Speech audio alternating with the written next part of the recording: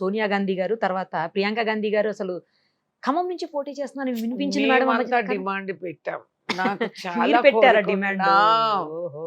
అదే కాదు, రేవంత్ రెడ్డి గారు కూడా ఆహ్వానించారు. అంటే తెలంగాణ ఇచ్చింది ఆవిడే. 2 సార్లు మేము ఫెయిల్ అయ్యాం. ఈసారి గెలిచే ఈ స్టేట్ ఆమె అరిచేతిలో పెట్టగలిగాం. కాబట్టి ఆమె రావాలి అని చెప్పి మేము చాలా కోరాం. She must own Telangana. Okay. ఒక ఓనర్షిప్ తీసుకోవాలి అని చెప్పి, సరే మేడం వేరే నిర్ణయాలు తీసుకుంటారు.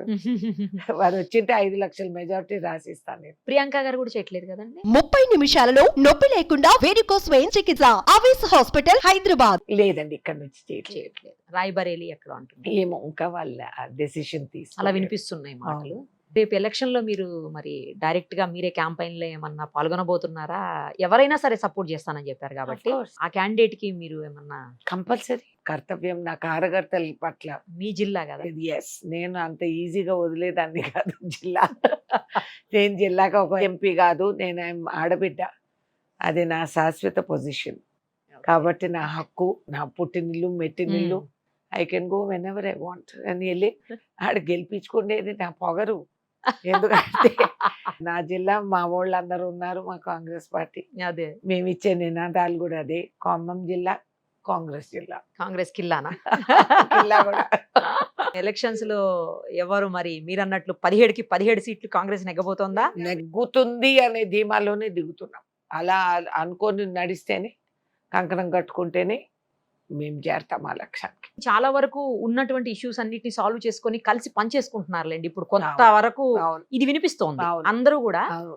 చాలా అనుకున్న వాటిని కాదు అని బానే కలిసి పనిచేసుకుని ఒకరితో ఒకరు ఎన్ని విభేదాలు ఉన్నా కూడా అమ్మ, మన గవర్నమెంట్ వచ్చేసింది. Yeah, yeah. ఒక స్వేచ్ఛ అనేది పబ్లిక్ ఫీల్ అవుతున్నారు.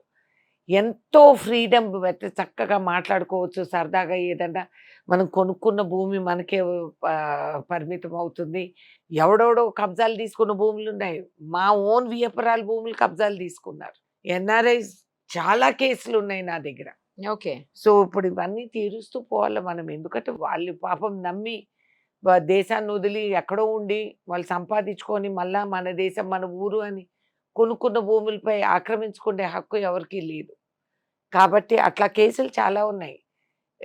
పోలీస్ స్టేషన్కి అసలు వెళ్తే మేము ఎంతో సాహసంతో వెళ్ళగలుగుతున్నాం. లేకపోతే గతంలో భయపడేవాళ్ళం. వెళ్తే తిరగబడి మా మీద కేసు పెట్టి, నా మీద పెట్టారు కేసులు, అడ్డగోలు కేసులు. ఒక్క దాంట్లో కూడా నిజం లేదు. మీకేమన్నా కేసులు కొత్త? కొత్తగా కానీ న్యూసెన్స్, నాకు అది కోపం. కేసులు, కోర్టులు, జైళ్లు ఇవన్నీ చూసిన వాళ్ళే కదా ఎప్పటి నుంచో.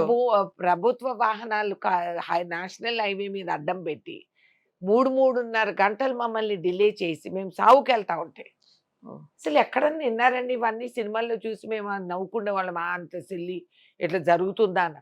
అంతకంటే ఘోరంగా జరుగుతుంది రియాలిటీలో అని అర్థమైంది. అసలు మా ఎంపీపీ, మాజీ ఎంపీపీ అబ్బాయి చనిపోయాడని మేము వెళ్తుంటే ప్రభుత్వ వాహనాలు నేషనల్ హైవే మీద పెట్టి, నేషనల్ హైవే చట్టం ఉంది అసలు, మీరు ఎక్కువ ట్రాఫిక్ ఆపేస్తే నీకు ఆ చట్టం అమలు అవుతుంది. మరి పోలీస్ సిబ్బందుల మీదే పెట్టాలి. వాళ్ళు మాకు ఎందుకు అడ్డం పడ్డారు, ఎవరు చెప్పారు మాకు అర్థమే కాదు. పైగా రివర్స్ కేసు మా మీద. Very unfair. సో నాలాంటి దాని లెవెల్కే వాళ్ళు అట్లా చేశారంటే సామాన్యులు ఎంత వేధించారు, ఎంత పీడించారు. రైట్ అండి. All the very best. Thank you so much. Thank you.